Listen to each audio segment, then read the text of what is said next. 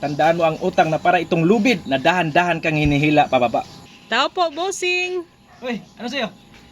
Ay, bossing, pwede bang makahiram dyan kahit 2,000 lang? Uy, 2,000, ang laki naman. Para saan mo ba gamitin? Meron kasing binibinta dyan na Bluetooth speaker, bossing. Isipin mo, 4,000, naka 50% off. Bali, 2,000 na lang. Naku, kung emergency lang sana yan, baka maintindihan pa kita. Baka mapahiram kita ng kaunti. Pero pagdating naman dyan, wala akong pirang mapapahiram sa'yo. Sige na, bossing, babayaran naman kita pag 13 months. 13 months, isa December pa yun. September pa lang ngayon.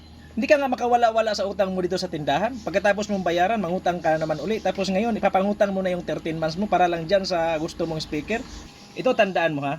Ang utang kapag ginagamit mo sa tama, pwedeng maging tulay sa pagbangon. Pwedeng maging tulong para sa pangangailangan. Pero kapag ginagamit mo ito sa maling paraan, tulad sa bisyo, sa luho, sa mga bagay na hindi mo naman kailangan, tandaan mo ang utang na para itong lubid na dahan-dahan kang hinihila pababa. Kaya wag kang masanay sa utang para sa mga bagay na hindi naman kailangan. Hindi ka makakawala dyan sa kahirapan.